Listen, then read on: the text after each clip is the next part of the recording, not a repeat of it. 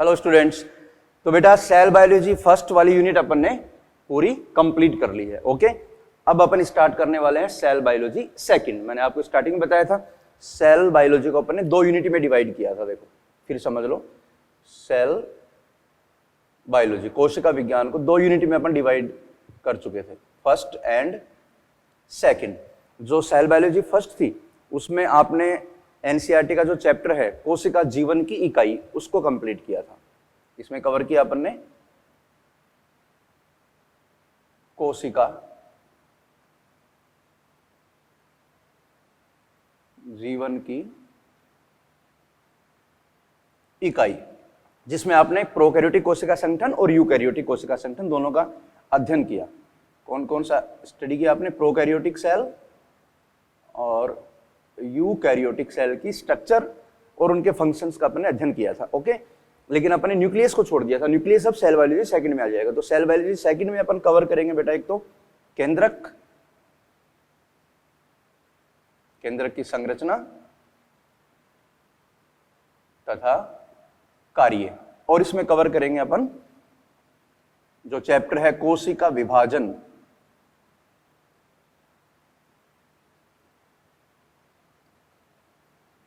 तथा कोशिका चक्र। ओके, तो सेल बायोलॉजी सेकंड में अपन केंद्रक, कोशिका विभाजन, कोशिका चक्र को अभी स्टार्ट करेंगे और इस यूनिट में इसको कवर करेंगे। ठीक है, तो सेल बायोलॉजी में मैंने आपको बताया था लगभग 6 to 8 क्वेश्चन आते हैं बेटा, 6 से लेके 8 क्वेश्चन। ठीक है, और ये सारे क्वेश्चन आपके सही होने चाहिए बेटा, काफी वेटेज है इसका, 6 से 8 काफी क्वेश्चन होते हैं 90 में से। ठीक है, तो अपन स्टार्ट करेंगे। अब सबसे पहले अपन स्टार्ट करते हैं सेल बायोलॉजी सेकंड में केंद्रक को। करें स्टार्ट। तो आज अपन केंद्रक का अध्ययन करेंगे।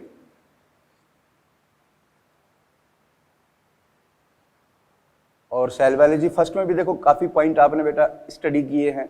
अब धीरे धीरे जैसे सेल बायोलॉजी को आप कंप्लीट करोगे तो काफी चीज पीछे की भी आपकी कवर होंगी, क्योंकि आप जानते हो बेटा पीछे के टॉपिक आगे बड़े काम आते हैं, इसलिए उनको भी याद रखना ताकि उनका और जो है वो स्ट्रॉन्ग हो जाए और आगे के टॉपिक और क्लियर हो जाएंगे। ऐसा नहीं कि आपने पढ़ लिया उसको भूल गए, आगे तक काम आएंगे वो, आगे तक नहीं नीट के एग्जाम तक काम आएंगे, इसलिए बिल्कुल उनको याद रखना पड़ेगा आपको। ठीक है, तो अपन स्टार्ट करते हैं केंद्रक।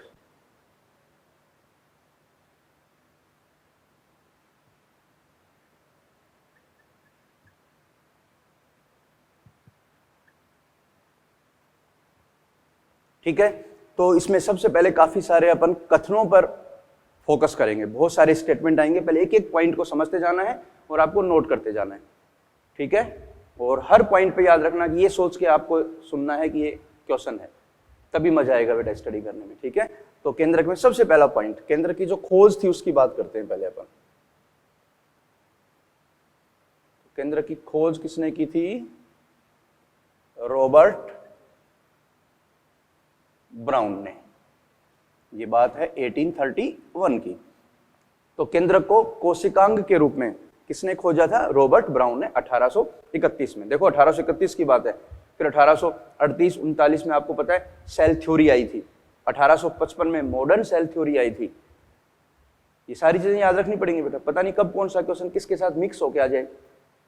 स्टेटमेंट वाले क्वेश्चन आते हैं कि निम्न में से कौन सा कथन सत्य है, कौन सा असत्य है, तो सारे कथन आपको याद होने चाहिए तभी कर पाओगे बेटा। अगला पॉइंट, केंद्रक दोहरी झिल्ली युक्त,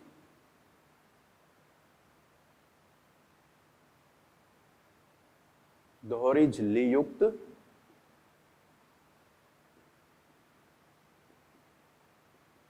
कोशिकांग होता है। Very very important, double membranous cell organelle है। और याद करो बेटा बताया था ये प्रोटोप्लाज्म का घटक है। केंद्र किसका घटक है? प्रोटोप्लाज्म का। यह है प्रोटोप्लाज्म का घटक होता है। याद करो मैंने बताया था प्रोटोप्लाज्म के दो घटक होते हैं, देखो समझ लो फिर। प्रोटोप्लाज्म, उसमें क्या क्या शामिल है? न्यूक्लियस तथा साइटोप्लाज्म। यूकैरियोट में क्या है? प्रोटोप्लाज्म है। प्रोटोप्लाज्म शब्द जो है वो यूकैरियोटिक सेल में काम में लेते हैं, प्रोकैरियोटिक सेल में काम में नहीं लेते। तो प्रोटोप्लाज्म के दो घटक हो गए, न्यूक्लियस और साइटोप्लाज्म।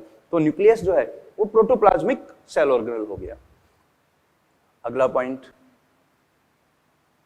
सारे पॉइंट काम के बेटा, हर पॉइंट को आपको एक एक पॉइंट को डिटेल में लेना है और समझते जाना है, क्योंकि क्वेश्चन काफी अच्छे आते हैं। ठीक है, नेक्स्ट पॉइंट देखें बेटा, न्यूक्लियस जो है वो आनुवांशिक उपकरण होता है। क्या होता है? आनुवांशिक उपकरण, हेरिडिटरी एपरेटस। यह है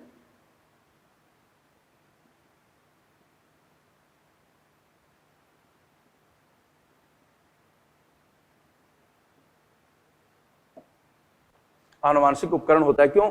क्योंकि इसके अंदर आनुवांशिक सूचनाएं संग्रहित होती हैं, या अपने ये बोल सकते हैं यह है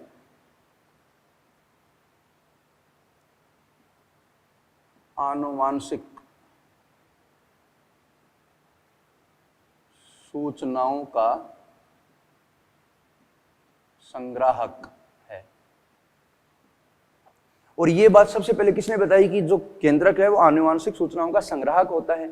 ये सबसे पहले प्रूव किया था एक वैज्ञानिक जिसका नाम है हैमरलिंग। तो इसे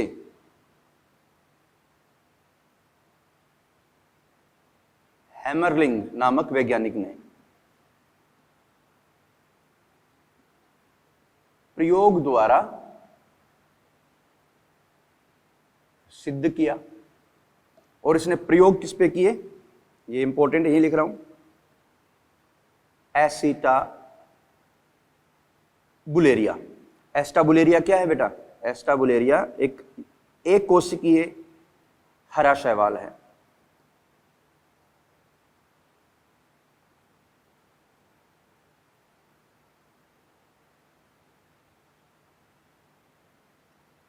जिसकी साइज 10 सेंटीमीटर होती है। इसके ऊपर इसने प्रयोग किए थे। ठीक है, थोड़ा इंपॉर्टेंट था, बता दिया। कुछ बातें मैं आउट ऑफ एनसीईआरटी भी करूंगा बेटा, एनसीईआरटी में बहुत शॉर्ट में है मैटर, लेकिन थोड़ा थोड़ा अपन हल्का सा अप्रोच पे जाएंगे, ताकि बाहर के क्वेश्चन भी कभी कभार आ जाते हैं, रेयरली, ताकि वो भी आप सही कर पाओ। ठीक है, तो इसलिए ये क्या कहलाता है बेटा? Hereditary apparatus. और इसको मास्टर ऑफ सेल भी कहते हैं, इसे कोशिका का मास्टर भी कहते हैं। ओके, क्योंकि ये पूरी कोशिका को कंट्रोल करता है, या बोल सकते हैं कोशिका की सभी उपापचय क्रियाओं को नियंत्रित करता है। यह सभी उपापचयी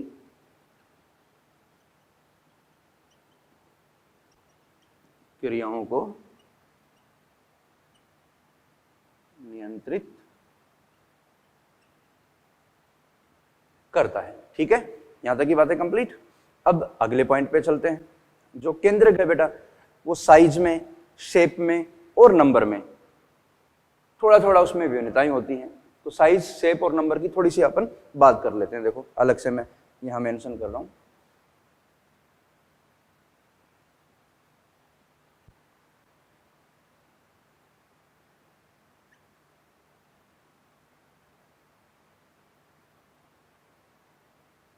केंद्रक की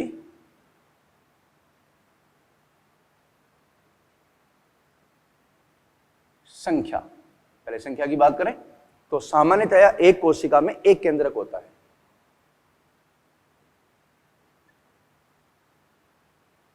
सामान्यतया एक कोशिका में एक केंद्रक होता है। ठीक है, और ये आपको पता है बेटा, ये यूकैरियोटिक कोशिकाओं का कैरेक्टर है। याद करो, यूकैरियोटिक कोशिका में केंद्रक होता है, प्रोकैरियोटिक कोशिका में केंद्रक नहीं पाया जाता।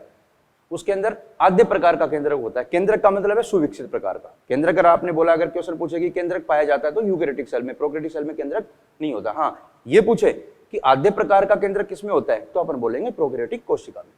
तो एक कोशिका में सामान्यतः एक केंद्रक होता है, लेकिन कुछ एक्सेप्शंस हैं।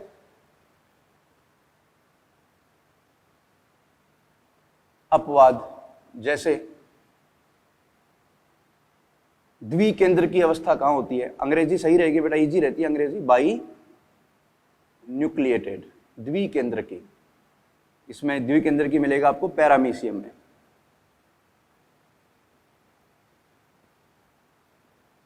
पैरामीशियम जो होता है उसमें 2 केंद्रक होते हैं बेटा, एक बड़ा होता है एक छोटा होता है पैरामीशियम। बहुकेंद्रकी मल्टी न्यूक्लिएटेड, बहु केंद्र की अवस्था, ये 2 टाइप की होती है बेटा। एक तो होता है सिनक्शियम और एक कहलाती है सिनोसाइट। सिनोसाइट, सिनक्शियम जो होता है वो जंतुओं में, जंतु कोशिका में, और सिनोसाइट जनरली यूज करते हैं टर्म ये पादप में। ठीक है, जैसे आप सिनोसाइट में एग्जांपल हो गए एंडोस्पर्म, जिसमें एक कोशिका में अनेक केंद्रक होते हैं, उसको अपन क्या कहेंगे, मल्टीन्यूक्लिएटेड। सिनक्शियम जंतुओं में और सिनोसाइट पादपों में। क्लियर? आगे भी आएंगे टर्म, ऐसा नहीं कि यहां छोड़ दिया, आगे तक ये सब सेल बायोलॉजी की हर बात पूरी एनसीईआरटी में कहीं ना कहीं काम आएगी। तो आप आगे पढ़ोगे तो पीछे का पोर्शन अपने आप स्ट्रॉन्ग होता जाएगा, और सेल बायोलॉजी को आपको रिवाइज करते रहना है ताकि आगे की चीजें भी आपकी कनेक्ट होती रहे। अब आगे पॉइंट पे चलते हैं बेटा। अगर इसकी अपन शेप की बात करें, केंद्रक आकृति, शेप, तो इसकी जो आकृति होती है सामान्यतया यह गोलाकार होता है, राउंडेड। लेकिन इसकी शेप भी अलग अलग प्रकार की मिल सकती है। कुछ एग्जाम्पल बता रहा हूं, जैसे आपने नाम सुना होगा जो ब्लड सेल है, जैसे आपकी इओसिनोफिल है बेटा, इओसिनोफिल ब्लड सेल होती है। तो इओसिनोफिल के अंदर जो केंद्रक होता है देखो बाइलोब्ड होता है। कैसा केंद्रक है इसमें? बाइलोब्ड, द्विपालित, 2 पालियों के रूप में है बाइलोब्ड। इसके अलावा एक सेल होती है बेसोफिल। बेसोफिल के अंदर जो केंद्रक है बेटा वो होता है ट्राइलोब्ड।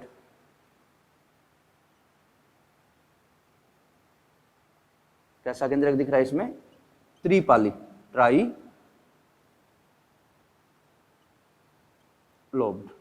और न्यूट्रोफिल जो है blood cell, neutrophil,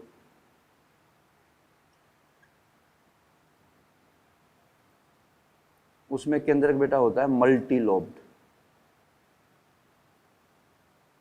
बहुपालित, multi lobed. ठीक है, कुछ इंपॉर्टेंट बातें ये आप वैसे जूलॉजी में भी स्टडी करते हो। ठीक है, तो ये अपने शेप की बात कर ली, यहां तक की मेंशन कर लेना, सारे पॉइंट आपको नोटबुक में मेंशन करना है बेटा। केंद्रक जो है थोड़ा सा डिटेल में चलेगा। अब आगे अपन थोड़ी सी इसकी साइज की बात करते हैं। साइज भी वेरी होती है बेटा, साइज डिपेंड करेगी कि उसके अंदर मटेरियल जो है, क्रोमोसोम वगैरह है, उनकी संख्या कितनी है। साइज छोटी भी हो सकती है, बड़ी भी हो सकती है। जैसे मेरिस्टेमेटिक सेल होती हैं, उनमें केंद्रक लार्ज साइज का होता है, जो लगभग पूरे साइटोप्लाज्म को कवर कर लेता है। साइज,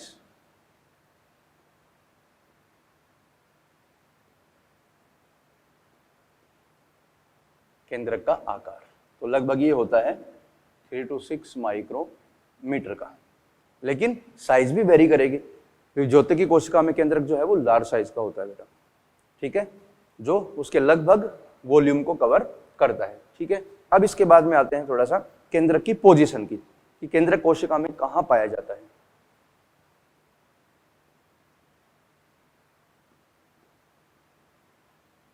स्थिति, तो ये सामान्यतः कहां मिलेगा? देखो 2 केस होंगे बेटा, इंपॉर्टेंट है। एनिमल सेल, याद करो सब बताया था। एनिमल सेल में कहां होता है ये? बिल्कुल केंद्र में होता है, केंद्र में। लेकिन जो प्लांट सेल है, प्लांट सेल, वहां केंद्र कहां मिलेगा? परिधि पर, परिधि की ओर। क्यों बताओ आप ही बेटा? क्योंकि टिपिकल प्लांट सेल में बड़ी रिक्तिका पाई जाती है, जिसके कारण केंद्रक जो है परिधि की ओर चला जाता है। और एनिमल सेल में कहां है? ये बिल्कुल सेंटर पे। और प्लांट सेल की बात करें तो कहां मिलेगा? ये परिधि की ओर मिलेगा, क्योंकि वहां पर लार्ज वैक्यूल होती है। ये इसकी पोजीशन की बात अपन ने कर ली। ठीक है बेटा, सारे पॉइंट कवर करने मैं फिर बता रहा हूं, सुनते जाना है और आपको नोट्स भी प्रिपेयर करने हैं साथ में। अब एक दो पॉइंट और हैं। केंद्रक में विभाजन की क्षमता होती है बेटा, केंद्रक विभाजित होकर दो पुत्री केंद्रकों का निर्माण करता है। तो अपन बोल सकते हैं नए केंद्रक पूर्व स्थित केंद्रक के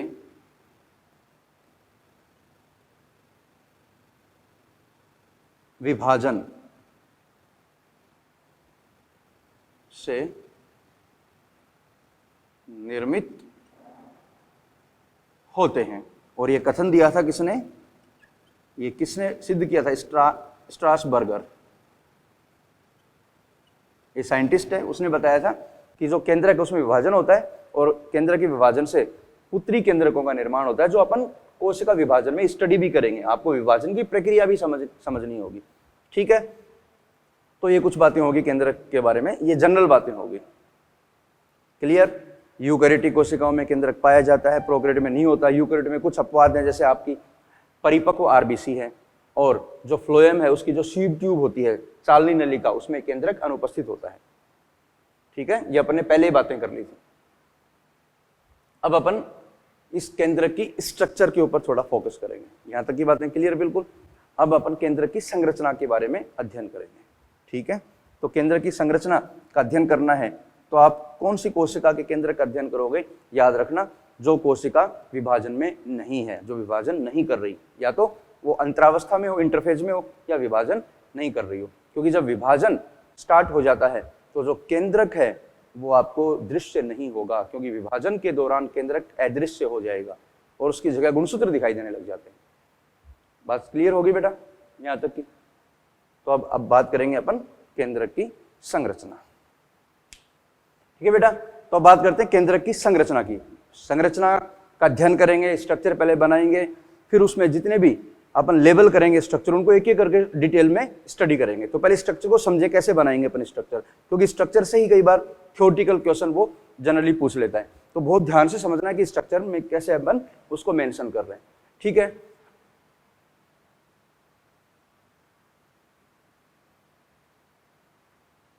केंद्रक की संरचना। अभी मैंने बताया था अगर आपको केंद्र की स्टडी करनी है तो केंद्र को कहां, कौन सी कोशिका से आप विलगित करोगे बेटा?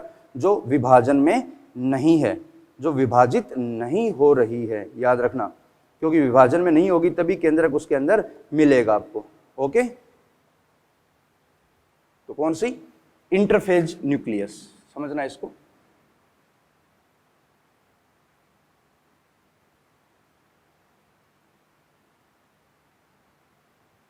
तो यह इंटरफेज का मतलब क्या हो गया?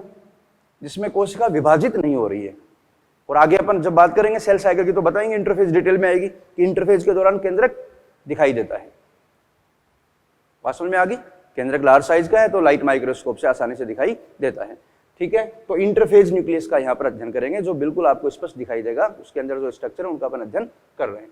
तो सबसे पहले देखो डायग्राम बना रहा हूँ। जो न्यूक्लियस है बेटा, समझते जाना, एक एक पॉइंट पे ध्यान देना। मैं डायग्राम बना रहा हूँ, बिल्कुल लापरवाही मत करना, हर पॉइंट पे फोकस करना है। केंद्रक आप जानते हो दोहरी झिल्लीबद्ध कोशिकांग है। ये लो बेटा, ये केंद्रक जो है कैसा है? दोहरी झिल्लीबद्ध। तो इसमें अपन दोनों झिल्लियों को मेंशन करेंगे।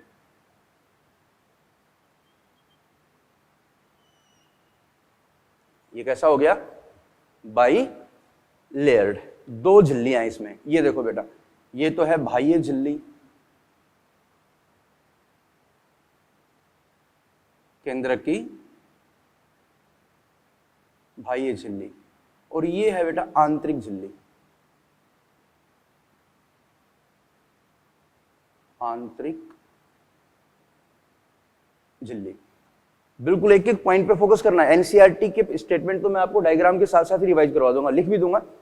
केंद्रक में दो झिल्लियां पाई जाती हैं, बाह्य झिल्ली, आंतरिक झिल्ली, और ये दोनों झिल्लियां मिलकर ही क्या बनाती हैं? केंद्रक आवरण। ये क्या हो गया बेटा? केंद्रक आवरण। तो केंद्रक आवरण में कितनी झिल्लियां हैं? 2 झिल्लियां हैं, बाह्य झिल्ली और आंतरिक झिल्ली। क्लियर? अब जो बाह्य झिल्ली है और आंतरिक झिल्ली, उसके मध्य देखो अवकाश भी है। इन दोनों के मध्य जो अवकाश है उसको अपन बोलते हैं पेरीन्यूक्लियर स्पेस, परिकेंद्रीय अवकाश।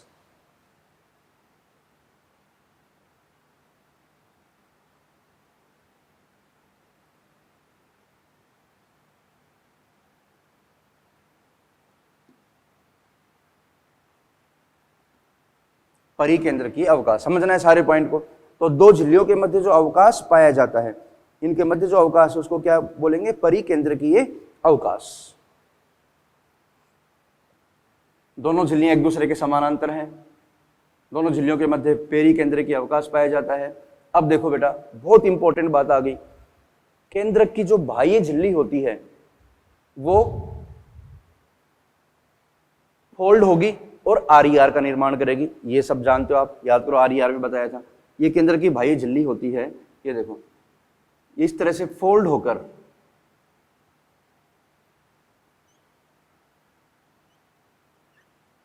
ये क्या बनाएगी? आरईआर। तो अपन बोल सकते हैं केंद्र की बाह्य झिल्ली ईआर के साथ सतत रूप से पाई जाती है। देखो बाह्य झिल्ली ईआर के साथ क्या है? सतत रूप से जुड़ी होती है। ठीक है, तो ये जो स्ट्रक्चर बनी है ये कौन है बेटा? ये ईआर है। और आप जानते हो, वेरी वेरी इंपॉर्टेंट पॉइंट, केंद्र की बाह्य झिल्ली तथा ईआर, इस आरईआर पर राइबोसोम अटैच होते हैं। ये लोग केंद्र की बाह्य झिल्ली पर ये राइबोसोम है। और ये कौन से राइबोसोम होते हैं बेटा बताओ? देखो पुरानी बातें याद रहती हैं तभी मजा आता है पढ़ने का बेटा आगे, और पुरानी बातें याद नहीं करोगे तो आगे पढ़ाई में मजा नहीं आएगा, फिर दिमाग खराब होगा, बोलोगे समझ नहीं आता, क्योंकि आपको पुरानी बातों को याद रखना ही पड़ेगा। ये कौन से राइबोसोम है? ये है ATS राइबोसोम। कौन से? 80S प्रकार के राइबोसोम। तो 80S प्रकार के राइबोसोम देखो ER के साथ भी संबंधित है और केंद्र की बाह्य झिल्ली से भी जुड़े होते हैं। तो इसको अपन क्या बोलते हैं? RER। क्या है ये? RER, क्योंकि RER का ओरिजिन किससे हुआ है? केंद्र की बाह्य झिल्ली के वलन से हुआ है। क्लियर? तो केंद्र की बाह्य झिल्ली और RER दोनों राइबोसोम धारण करती हैं। कौन से प्रकार के राइबोसोम? 80S प्रकार के राइबोसोम। 70S नहीं होंगे, 70S तो कहां मिलेंगे? यूकैरियोट में, माइटोकॉन्ड्रिया और क्लोरोप्लास्ट के अंदर। ठीक है, ये बात हो गई RER की। अब आ जाओ बेटा इधर। केंद्र की दोनों झिल्लियां आपस में समानांतर हैं, लेकिन कुछ स्थानों पर ये दोनों झिल्लियां जो होती हैं आपस में संलयित हो जाती हैं, फ्यूज हो जाती हैं। देखो यहां पर ये बाहरी और आंतरिक झिल्ली, यहां पर देखो ये यहां, ये हो गई फ्यूज, ये हो गई फ्यूज। तो ये जहां संलयित हुई वहां पर एक माइन्यूट स्ट्रक्चर बनी है, एक पोर बना है जिसको अपन कहते हैं केंद्रक छिद्र। ये क्या है बेटा? केंद्रक छिद्र, न्यूक्लियर पोर। ठीक है, लेकिन ये पोर एक जटिल के रूप में पाया जाता है क्योंकि इस पोर के अंदर भी विशिष्ट प्रोटीन होती है, इसलिए इसको बोलते हैं केंद्रक छिद्र जटिल, न्यूक्लियर पोर कॉम्प्लेक्स। इंग्लिश भी लिख देंगे आगे, अभी एक बार लेबल कर देते हैं। केंद्रक छिद्र जटिल हो गया, ये केंद्रक छिद्र हो गया। और केंद्रक छिद्र कैसे बना है? बाह्य और आंतरिक झिल्ली के संलयन से। तो इसमें कई जगह पर क्या मिलते हैं बेटा? ये केंद्रक छिद्र। और आप इतना समझ चुके हो बेटा, जो केंद्रक छिद्र होते हैं वो जो है रास्ते का काम करेंगे, ट्रांसपोर्ट होगा किसमें? न्यूक्लियोप्लाज्म और साइटोप्लाज्म। बाहर की ओर कौन होता है बेटा बताओ? केंद्र के बाहर कौन भरा है? साइटोप्लाज्म है। और केंद्र के अंदर कौन है? ये अंदर जो भरा है वो है न्यूक्लियोप्लाज्म, केंद्रक द्रव्य, केंद्रक द्रव्य। ओके, तो केंद्रक द्रव्य और साइटोप्लाज्म के मध्य अवरोध का कार्य कौन करेगी? केंद्रक आवरण अवरोध का कार्य करेगी, लेकिन उनके मध्य आदान प्रदान में कौन सहायक होंगे? केंद्रक छिद्र, जो अपन बातें करेंगे। अब आगे चलो बेटा, इस केंद्र के अंदर, केंद्रक द्रव्य के अंदर कुछ धागेनुमा संरचना का एक जाल सा फैला होता है। ये जाल फैला होता है बेटा, और ये होता है आपका क्रोमेटिन। कौन है ये? क्रोमेटिन। कौन है ये? क्रोमेटिन या गुणसूत्रीय द्रव्य, इसी को बोल देते हैं क्रोमोसोमल मटेरियल, गुणसूत्रीय द्रव्य, क्योंकि यही क्रोमेटिन कोशिका विभाजन के दौरान संघनित होकर गुणसूत्रों में परिवर्तित हो जाता है, ये इसलिए कहलाता है क्रोमेटिन, गुणसूत्रीय द्रव्य भी कहलाता है। तो ये कौन है, जाल के रूप में जो दिखाई दे रहा है वो कौन है, क्रोमेटिन। क्रोमेटिन जो है प्रोटीन का, डीएनए का, आरएनए का बना होता है, जिसकी अपन बातें करेंगे, डिटेल में आएगा। आगे चलो, इस केंद्र के अंदर परिधि की ओर एक या एक से अधिक झिल्ली रहित स्फेरिकल स्ट्रक्चर, गोलाकार संरचनाएं पाई जाती हैं, जिनको अपन बोलते हैं केंद्रिका। कौन है बेटा, ये है केंद्रिका, न्यूक्लियोलस। कौन है, न्यूक्लियोलस। तो ये एक केंद्र का मैंने डायग्राम बनाया है, और इस केंद्र के डायग्राम में जो जो आपने लेबल किया है वो सारी चीजें आपको समझनी पड़ेंगी, सबके बारे में अपन अध्ययन करेंगे। तो आप बताओ बेटा, एक केंद्र की बात करूं मैं तो इसके 4 भाग हैं इसकी संरचना में, मुख्य रूप से 4 भाग हैं। कौन कौन से हैं, देखो, केंद्रक आवरण, इसका अध्ययन करेंगे।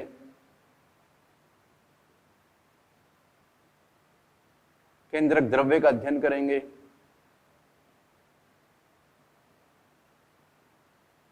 क्रोमेटिन का अध्ययन करेंगे और केंद्रिका का अध्ययन करेंगे।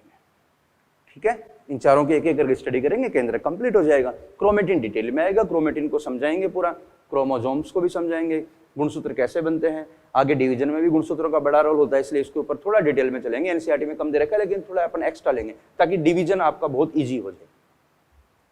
क्लियर, यहां तक की बात? तो अपन पहले स्टार्ट करते हैं केंद्रक आवरण। ओके, तो अपना हेडिंग, ये डायग्राम बनाना है और यहां तक मेंशन करना है, उसके बाद कंटिन्यू करना है। नोट्स प्रिपेयर करने हैं बेटा, बड़े काम आएंगे नोट्स आगे। तो सबसे पहले मैं स्टार्ट कर रहा हूं केंद्रक आवरण।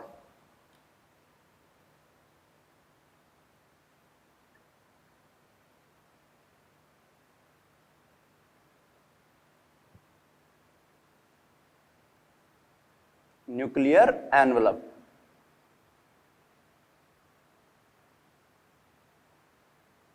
ऐसी को बोलते हैं अपन बेटा कैरियोथिका, कैरियोथिका, न्यूक्लियर एनवलप।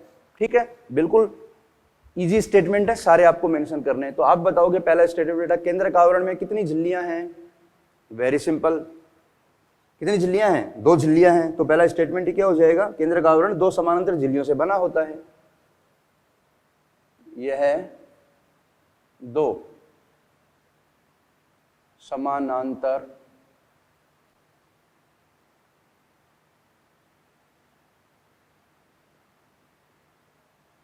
झिल्लियों से बना है।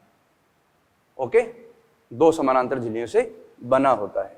तो इसमें केंद्रक आवरण में कितनी झिल्लियां हैं? 2 झिल्लियां हैं, बाह्य झिल्ली और आंतरिक झिल्ली। ठीक है, कौन कौन सी?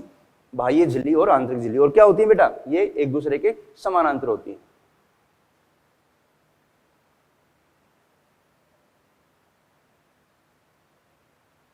बाह्य तथा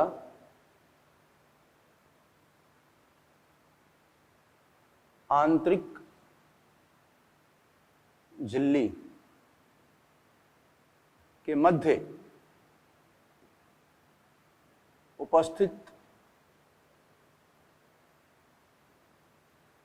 अवकाश को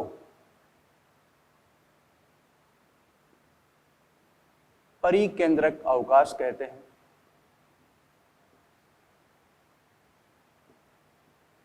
सारे स्टेटमेंट याद करवाने हैं बेटा आपको। परिकेंद्रक अवकाश कहते हैं, और पेरिकेंद्रक अवकाश जो है उसकी जो साइज है वो होती है बेटा 10 to 15 nanometre. Very very important. ये जो अवकाश है ये कितना होता है, डायमीटर कितना है इसका अवकाश का? 10 से 50 नैनोमीटर। 10 भी हो सकता है, 20 भी हो सकता है, 30 भी हो सकता है, 50 तक हो सकता है। तो ये इस अवकाश का डायमीटर हो गया। अब बात करेंगे अगली पॉइंट की। देखो बड़े ध्यान से देखना, जो आपकी केंद्र की बाह्य झिल्ली है वो देखो ER के साथ क्या है, सतत रूप से जुड़ी होती है। बात समझ में आ गई? ER के साथ क्या है, सतत रूप से जुड़ी हुई है। उसकी अपन बात करेंगे।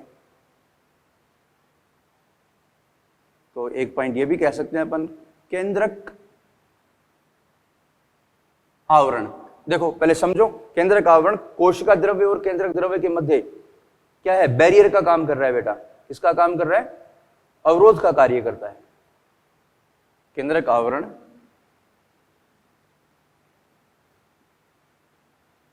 कोशिका द्रव्य तथा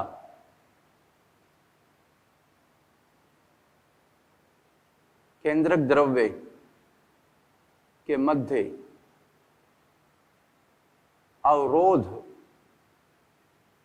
होता है। इनके मध्य क्या है बेटा? अवरोध है। लेकिन जो छिद्र हैं वो ट्रांसपोर्ट में हेल्प करेंगे। अभी बात करेंगे, छिद्रों पे चलेंगे। अगला पॉइंट,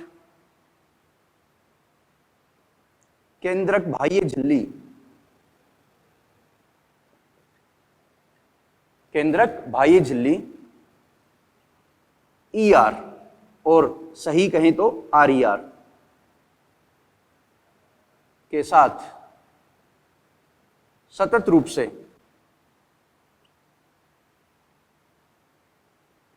जुड़ी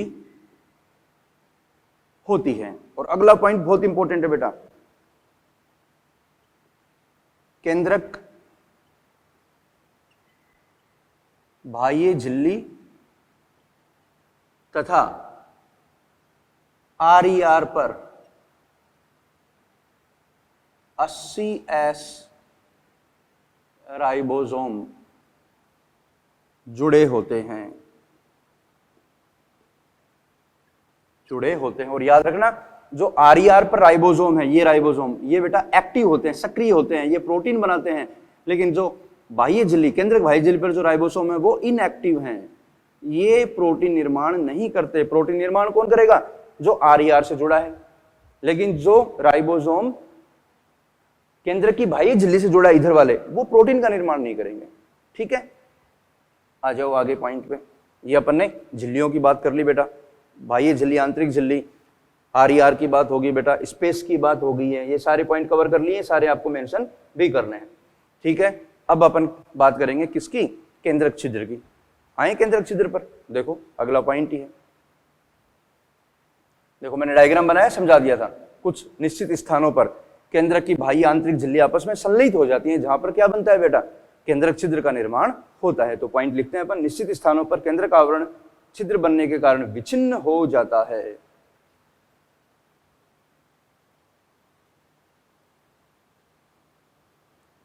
कुछ निश्चित स्थानों पर केंद्रक आवरण, वो देखो केंद्रक आवरण जहां पर विच्छिन्न हो रहा है, वहां जहां पोर बना है वहां पर क्या हो गया? ये विच्छिन्न हो गया। तो आवरण छिद्र बनने के कारण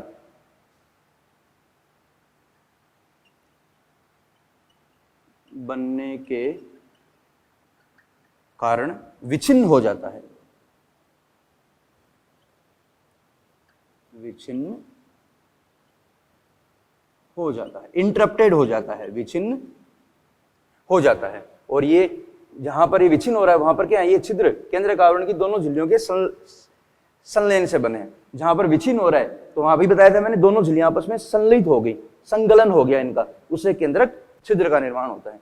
तो अपन बोल सकते हैं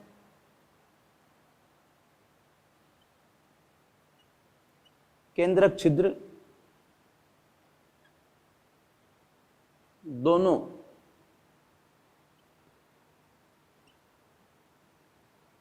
झिल्लियों के संगलन, इंग्लिश भी लिख रहा हूं बेटा, संगलन मतलब फ्यूजन से बनते हैं। जहां पर इनका संगलन हो गया वहीं क्या बन गया? आपका केंद्रक छिद्र बन गया। ठीक है, तो ये केंद्रक छिद्र की बात होगी। आप समझते हो बेटा केंद्रक छिद्र का काम क्या होगा? जो केंद्रक छिद्र है वो क्या होगा? RNA और प्रोटीन अणु जो है केंद्रक में कोशिका द्रव्य, वह केंद्रक द्रव्य की ओर आते जाते रहते हैं। ठीक है, लिख देते हैं इस पॉइंट को।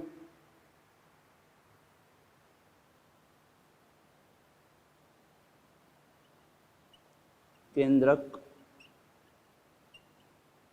छिद्र द्वारा आरएनए तथा प्रोटीन अणु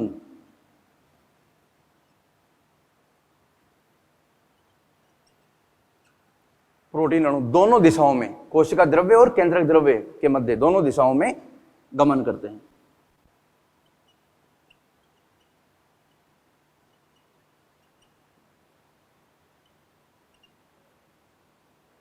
या आते जाते हैं। समझना है बेटा, मैं फिर कह रहा हूं, लैंग्वेज डिफर हो सकती है लेकिन कॉन्सेप्ट जो है वो चेंज नहीं हो सकता। कुछ भी लिख दो, दोनों दिशाओं में आरएनए और प्रोटीन अणुओं का क्या होता है, गमन होता है। किसके द्वारा? केंद्रक छिद्र के द्वारा। क्योंकि आप जानते हो बेटा, जो आरएनए और प्रोटीन है वो वृत्त जैवणु है, तो वो मेम्ब्रेन को क्रॉस नहीं कर सकते, मेम्ब्रेन को पार नहीं करेंगे वो। इसलिए उनके लिए क्या बनाए गए? केंद्रक छिद्र, जिनकी सहायता से बड़े अणु जो है उनका आसानी से क्या हो जाए, आवागमन हो जाए। ठीक है, तो ये आपने आवरण की बात कर ली, ये केंद्रक आवरण आपका कंप्लीट हो गया। यहां तक की बात क्लियर? अब केंद्रक आवरण को समझाने के लिए मैं थोड़ा सा एक डायग्राम बना रहा हूं, उसको समझना। ये डायग्राम मिटाऊंगा, फिर केंद्रक आवरण पे एक डायग्राम है, उसको थोड़ा समझ लोगे तो कॉन्सेप्ट क्लियर हो जाएगा, रटना नहीं पड़ेगा ज्यादा। ठीक है, तो एक स्ट्रक्चर एक्स्ट्रा बना रहा हूं।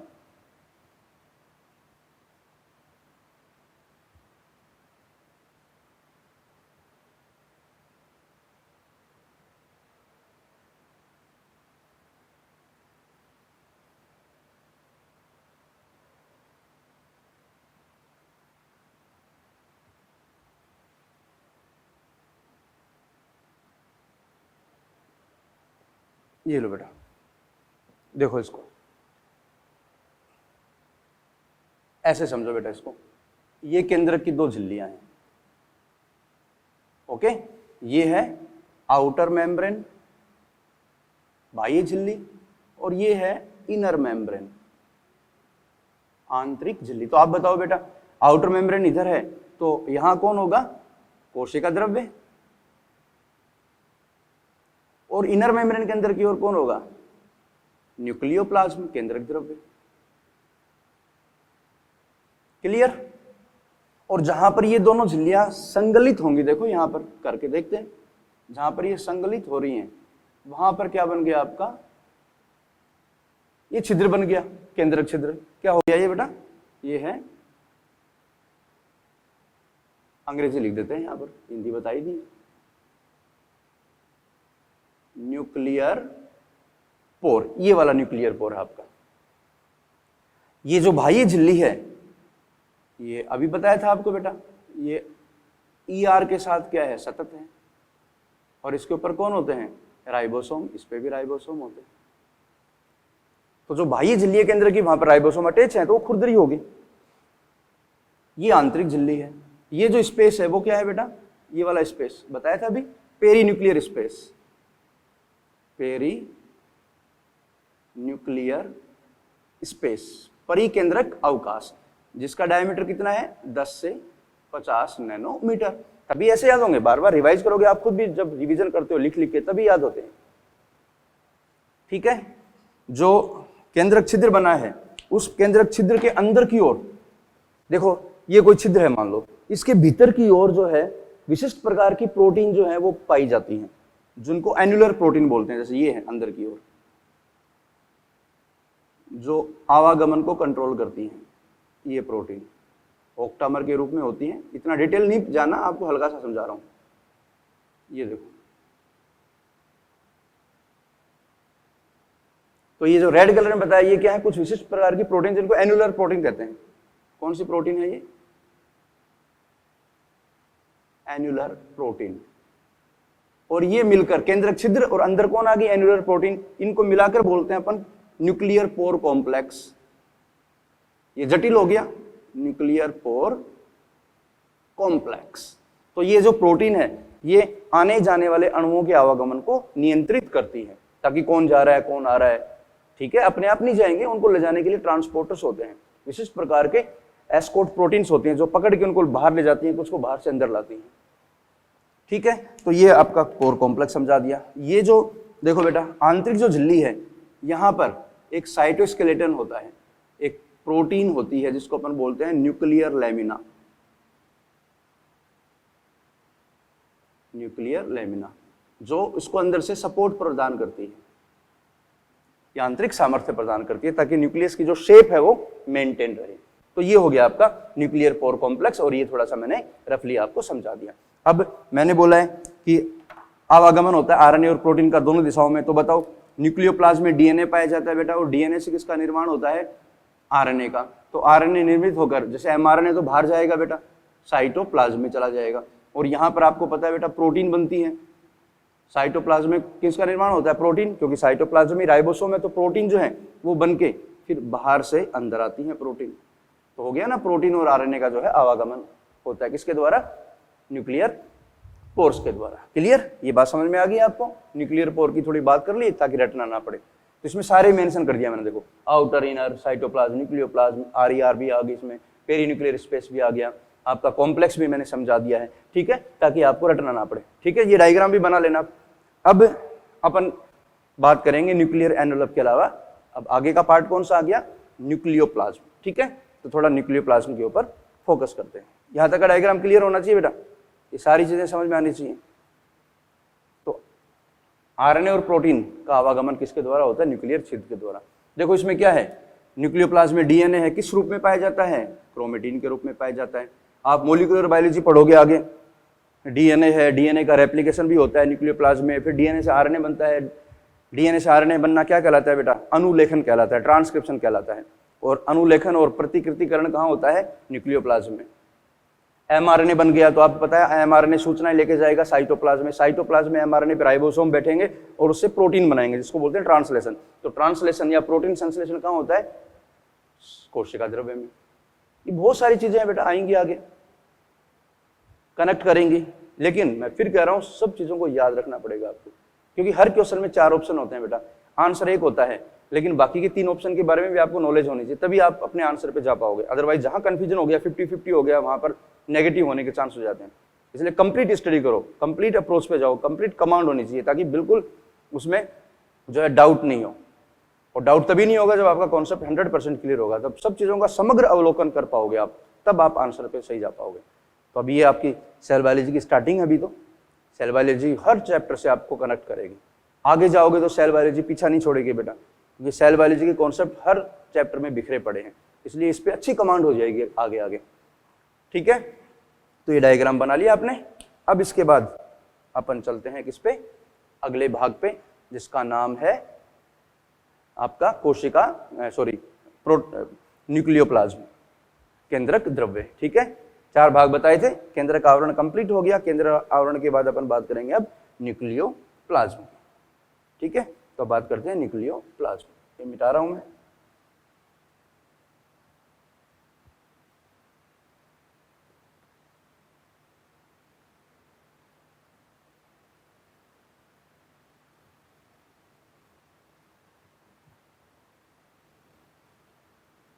अभी तो केवल आपको इतना करना है बेटा, 100% फॉलो करना है, जो बताया जा रहा है उसको बस याद करना है आपको, जो कॉन्सेप्ट बताया गया है उस कॉन्सेप्ट को स्ट्रॉन्ग रखना है। अभी तो आगे आगे बहुत कुछ डिटेल आएंगी, लेकिन जितना बताया गया उसको बस आप कवर कर लो, बस इतना ही काफी है अभी। पहले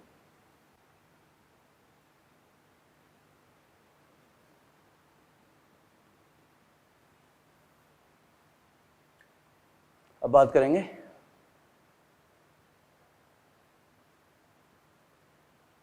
केंद्रक द्रव्य।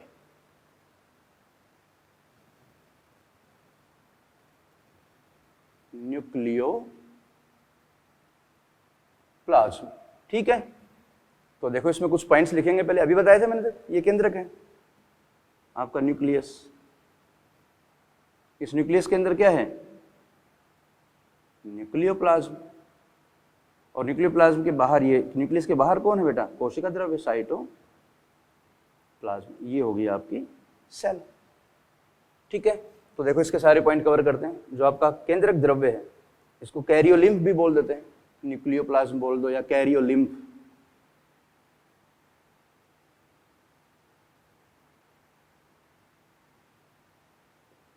किसमें होता है? केंद्रक के अंदर, झिल्लियों द्वारा घिरा होता है। तो केंद्रक आधात्री ये क्या है? केंद्रक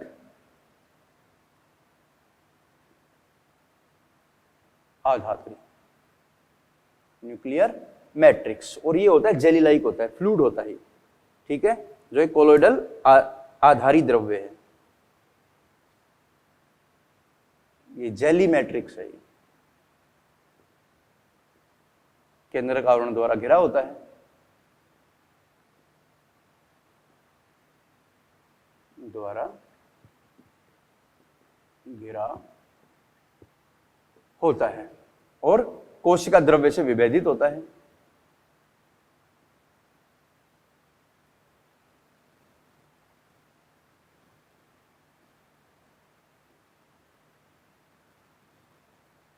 विभेदित होता है, ठीक है। तो जो केंद्रक द्रव्य है उसके अंदर क्या क्या चीजें होती हैं वो सारी एक बार मैं मेंशन कर रहा हूं।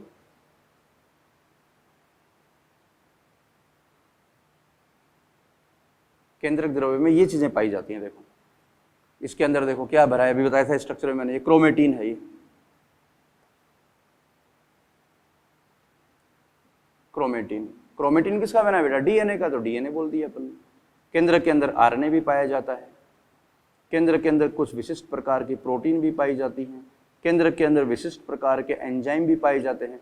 बहुत होते हैं, लेकिन जैसे एग्जांपल बता रहा हूं, जनरली जो पूछता है, जैसे आपका डीएनए पॉलीमरेज हो गया, याद आया बेटा? कुछ पुरानी बातें हैं, डीएनए पॉलीमरेज, आरएनए पॉलीमरेज, बहुत सारे हैं जो आगे आएंगे मॉलिक्यूलर बायोलॉजी में।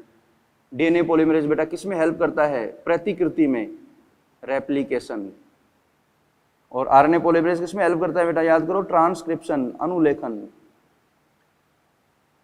अब ये मत पूछना कि ट्रांसक्रिप्शन क्या होता है, लंबा टॉपिक है ये, मॉलिक्यूलर बायोलॉजी का पार्ट है। रेप्लिकेशन, ट्रांसक्रिप्शन एक एक क्लास में कंप्लीट होंगे, जिनको अपन डिटेल में लेंगे। प्रोसेस है रेप्लिकेशन, डीएनए से डीएनए का निर्माण, रेप्लिकेशन डीएनए से आरएनए का निर्माण, ट्रांसक्रिप्शन। इसके अलावा देखो बेटा, इसमें न्यूक्लियोटाइड्स भी पाए जाते हैं, न्यूक्लियोटाइड्स, न्यूक्लियोसाइड्स, ये भी सब पढ़ेंगे अपन आगे। इसके अलावा इसके अंदर एटीपी भी पाया जाएगा जो उपापचय क्रिया में सहायक है। इसके अलावा अनेक प्रकार के बायो मोलिक्यूल, जैवाणु, मिनरल्स वगैरह भी पाए जाते हैं, कोफैक्टर वगैरह, काफी चीजें हैं। द्रव्य है, द्रव्य के अंदर उपापचय क्रियाएं संपन्न होती हैं, एंजाइम है, मेटाबोलाइट्स हैं, आपके कोफैक्टर, को एंजाइम प्रेजेंट होंगे। इसके अलावा इसमें केंद्रिका पाई जाती है, केंद्रिका। तो ये चीजें हैं, लेकिन इसमें इंपॉर्टेंट क्या है जो इस चैप्टर में आपको अभी टॉपिक में कवर करना है? क्रोमेटिन और केंद्रिका, इन दोनों को आप स्टडी करोगे, क्योंकि यही टॉपिक इंपॉर्टेंट है। क्रोमेटिन क्या है, क्रोमेटिन की संरचना क्या है, खोज किसने की थी, क्या इंपॉर्टेंस है इसकी, केंद्रिका, केंद्रिका की संरचना, कार्य वगैरह सब स्टडी करेंगे अपन। तो धीरे धीरे जैसे आपका केंद्र कंप्लीट हो जाएगा तो चीजें क्लियर होती जाएंगी, ठीक है। तो यहाँ देखो अपन क्रोमेटिन की बात करेंगे और केंद्रिका की बात करेंगे। यहां तक की बात क्लियर बेटा? केंद्रक डिटेल में चलेगा बेटा, मैं फिर बता रहा हूँ क्योंकि केंद्रक बड़ा इंपॉर्टेंट है, कोशिका विभाजन को लिंक करेगा, इसलिए केंद्रक पे थोड़ा अपन टाइम देंगे इसको। अभी केंद्र की कहानी केवल जनरल कंप्लीट हुई है, क्योंकि केंद्र में सबसे इंपॉर्टेंट जो चीज है वो क्या है बताओ बेटा? आनुवंशिक पदार्थ। आनुवंशिक पदार्थ डीएनए किस रूप में पाया जाता है? क्रोमेटिन के रूप में। इसलिए आपको क्रोमेटिन का यहाँ पूर्ण अध्ययन करना पड़ेगा। यहाँ नहीं है क्रोमेटिन डिटेल में, मॉलिक्यूलर में, लेकिन बिना क्रोमेटिन के आप फिर समझ नहीं पाओगे, इसलिए मैं क्रोमेटिन को यहाँ कवर करवाऊंगा। मॉलिक्यूलर में आएगा वापस वहां फिर कवर कर लेंगे ताकि और स्ट्रॉन्ग हो जाए, ठीक है। तो घबराना नहीं है, अगर डिटेल में जाऊं तो घबराना नहीं है आपको। क्रोमेटिन की स्टडी करेंगे और केंद्रिका की स्टडी करेंगे, क्रोमोसोम भी समझाएंगे, गुणसूत्र क्या है, किस तरह से क्रोमेटिन से गुणसूत्रों का निर्माण होता है, और केंद्रिका वगैरह की स्टडी करेंगे, ठीक है। तो ये बात हो गई आपकी किसकी? केंद्रक आवरण और न्यूक्लियोप्लाज्म। अब दो बचे इसमें, केंद्रिका और क्रोमेटिन, ठीक है। तो केंद्रिका और क्रोमेटिन को अपन अगले लेक्चर में कवर करेंगे। आज पहली क्लास है सेल बायोलॉजी सेकंड की, तो इतना ही काफी है। लेकिन फिर कह रहा हूं बेटा, सेल बायोलॉजी फर्स्ट को रिवाइज करते रहना। केंद्रक अच्छे से समझ में आ गया तो कोशिका चक्र और कोशिका विभाजन में बिल्कुल दिक्कत नहीं आएगी, क्योंकि कोशिका चक्र और कोशिका विभाजन वाला चैप्टर बिल्कुल कॉन्सेप्चुअल है, बिल्कुल रटने का नहीं है, समझने का है। समझ आ गया, लाइफ टाइम नहीं भूलोगे, और रट लोगे तो 10 दिन बाद भूल जाओगे, फिर रटोगे फिर भूल जाओगे। इसलिए कोशिश करना कि समझ में आ जाए, ओके। और समझना जरूरी है, तो बिल्कुल इसकी कहानी को अपन क्लियर करेंगे। तो कल वाले लेक्चर में अपन बात करेंगे किसकी? क्रोमेटिन की और केंद्रिका की, लेकिन आप थोड़ा उसको रिवाइज भी करना बेटा, है ना। केंद्रक आपके एनसीईआरटी में 1.5 पेज में केंद्रक को कवर कर रखा है, तो एक बार हल्का सा उसको एक बार रिवाइज कर लो, 10 मिनट लगेंगे, सारे स्टेटमेंट पढ़ मारो, समझ आई कि नहीं आई। लेकिन यहाँ जब एक एक लाइन पे अपन काफी सारी बातें करेंगे तो आपको क्लियर हो जाएगा कि यहाँ क्या क्या बातें हैं, क्या क्या क्वेश्चंस आते हैं, ठीक है। तो उसको रिवाइज करके आना ताकि कल की क्लास में अपन इसको कंप्लीट कर लें, ठीक है। तो कल इसको कंटिन्यू करेंगे। All the best.